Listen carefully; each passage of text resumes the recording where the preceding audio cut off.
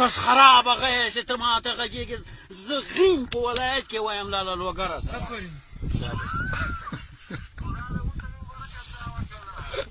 زه کنځا نه کوم ته به ما ته حکومت نه کوې ما ته همر اشرف غني را کوي ما ته همر کرزی را کوي ته زما همر وایي ګوره و کرزی صاحب همداسې ده که نه ده بالکل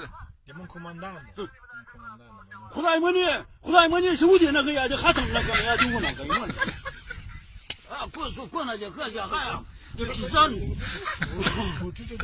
ته خسکوسل ما ته چېرته ناستې له وسلې سره چې زه په قتل رسېږم او ته مردګاوي راته چلی شاباش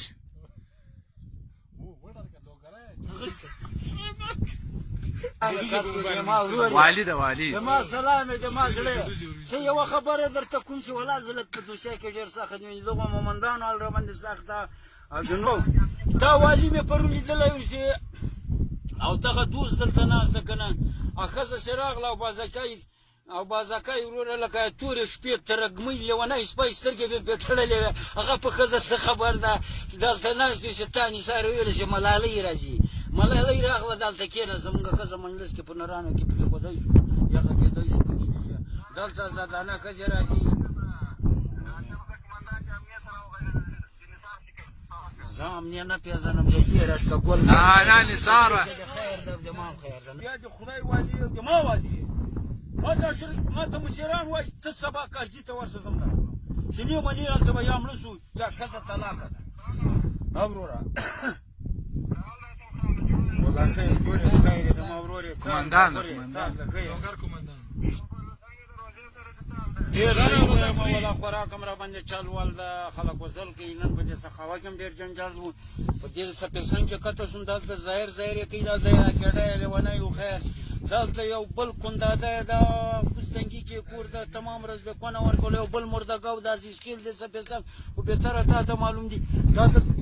دې له لارې اخر مې ګنځام وکړې د ښځې کوس د دې سقاوي ګوره زه تا څه وایم چې د اسلم زوی د سړی وزلی و هغه وابي زوی دا مټروان په څه شکل وزلی تا لا ژوندي پرېښي تا بم پرې واچوو تا ویلې چې دا سړی څرنګه ته دا څنګه قمندان یې کونه کوي چې دا رقم کافر وروره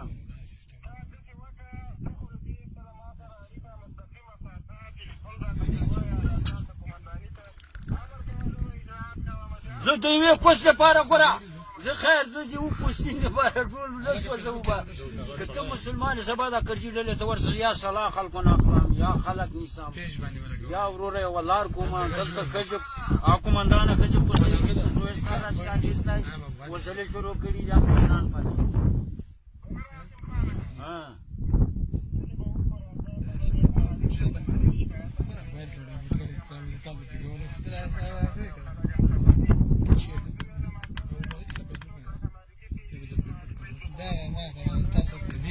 تصویر وګوره بیا تصویر وګوره بیا جوړ زه دا قومنداني نه کوم اوله دا د ملک دشتګیر زوی دی چې لوکس دریشي اغوستي لوکس ګینم چارې ما کړم ما به تا وویل چې هاشم څو وارې ما ورته وغږېدو نو زه څه دپاره قومندان یې چې زه په زخم خورم ما سره جنګ تا سره زه خبر لرم او ته د شلوک سره ته څرنګه انسان یې چې زه زخم